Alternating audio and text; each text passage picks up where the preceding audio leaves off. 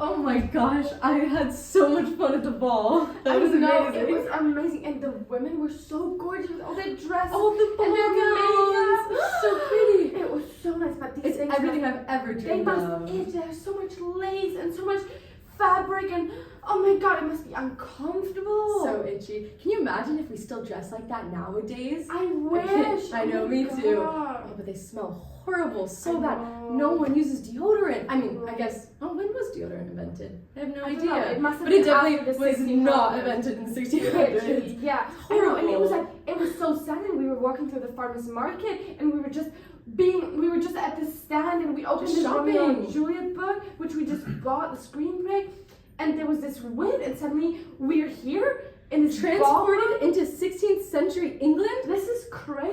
It's actually crazy. I don't know how it's happened. It's like really magic. Did you see how the people looked at us? We arrived holding hands. This must have been a sin. They were shocked. I know, I can't believe it. Well, I mean, obviously being lesbian wasn't accepted back in the 16th century, so of course, like, it was just like a sin, and it just wasn't like allowed. They I looked can't at believe it. And it's just so crazy thinking about like now, like how sexuality is viewed in 2024, and like how we're able to be ourselves, but it's like we're not able to here. It's crazy. It's crazy. Even the guy who was like flirting with you, like he was just like he couldn't even comprehend that you weren't interested because maybe you just wouldn't be into him. I feel like nowadays that's like not how it would happen, but just like he just couldn't even comprehend. It's insane. He was really offended that when I turned him down. Did you see how everybody talked when you were wearing pants? It was like I know. I've never seen a woman in pants before. I know, I can't believe it. Oh, This God, is you have to wear crazy. dresses and skirts the rest of your life. Every day? Horrible. Oh my god. But But this is why I think that we should go home. We can't be with each other the way that we want to be. I know, it's really sad. I want to stay here. Everything is so beautiful, but It's so perfect. But we can't be cannot. ourselves. We can't be with each other the way that we want to be. It's not allowed. But how are we going to ever get back? I don't know. We need to find a way home, but how?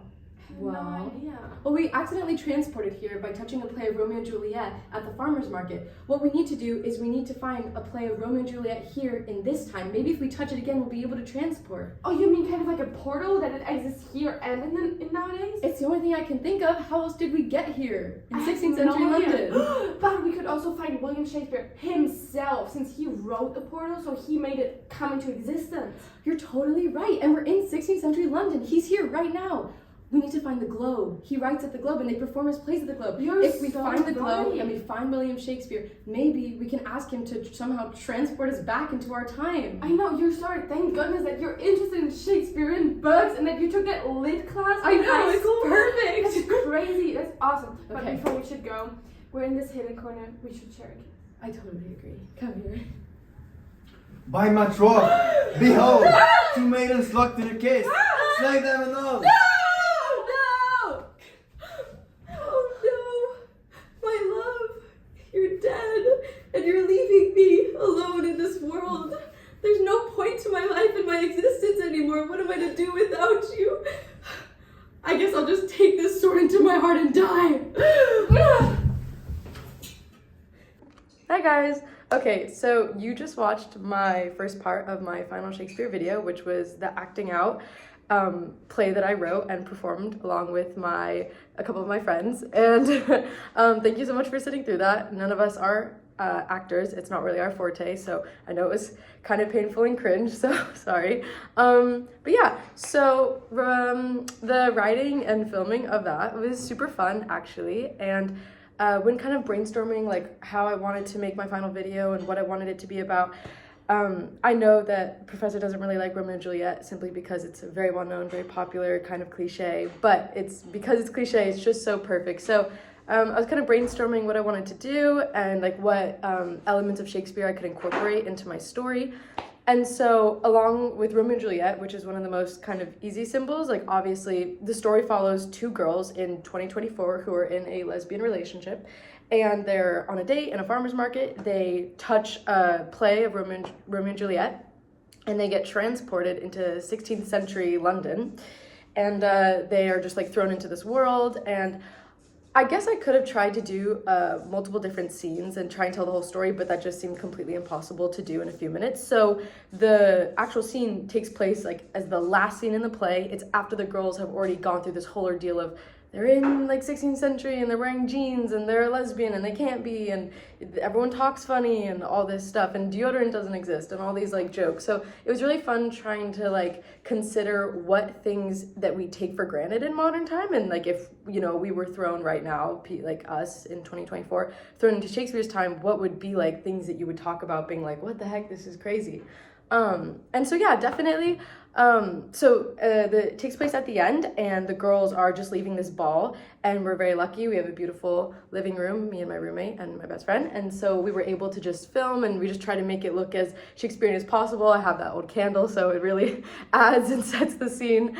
And yeah, they just are trying to plan, how do we get home, because obviously that would be the forefront on their minds.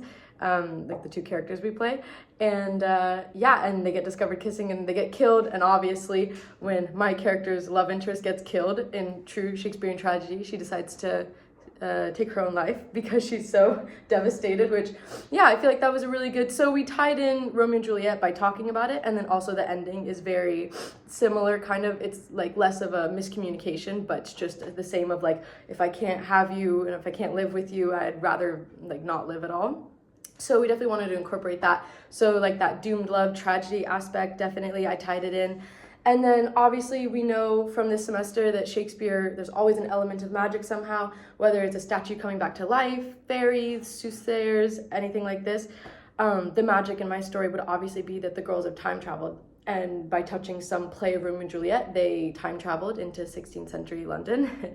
And so I definitely wanted to incorporate magic, and we were trying to figure out how, should we do a love potion or whatever. So time traveling would definitely be the magical aspect that I wanted to bring in. And then obviously gender, Shakespeare plays a lot with like, having two male friends who are way closer than you would think two male friends would be. And so you're kind of like, are they gay? And then you also have people transforming themselves, changing genders, disguising, we have in Twelfth Night, like in a lot of the plays that we read, honestly. So I wanted to incorporate some kind of play on gender. And so obviously, instead of people changing genders, the story was focused more on two people who are the same gender but who are openly gay. But then, going to Shakespeare's time, it's like, oh, you couldn't really be, like, maybe you could, but in my version of my play, you couldn't be, and it was completely forbidden, which I think it would be anyway. But yeah, in terms of diction and vocabulary, it was really fun because obviously I don't know how to write in prose or not prose, and so the simplest thing was to have two girls speaking obviously modern English, and obviously there's like some slang and some very like casual wording. And I really wanted to create like a really natural dialogue with Lena, who was in the scene with me, because it would just make it, it felt like it flowed more. Like we tried filming it very much more like line, like a real like, word for word script. But it just wasn't as authentic, and it didn't really flow as well. And so it felt way more natural when we were just kind of pretending like we were in the situation. What would we just say? Like two people who were really close. And that was just way easier. So sometimes we speak a little fast and it can be a little hard to understand, but I do feel like it added more to the really like natural flow of conversation that you would get normally anyway. And it was also fun having Clem, who's the guard who discovers us kissing. He gets to speak, we used like Shakespearean language, and that was super, super fun because obviously he's from that time, and he would have to speak Old English. So that was really fun. Yeah, and so that was my Shakespeare video. Thank you so much for watching that. And yeah, just wanting again to touch on, tragedy, doomed love, sexuality, gender, and magic, of course, which I feel like are the main highlights and points of Shakespeare's plays anyway. So thank you so much for watching.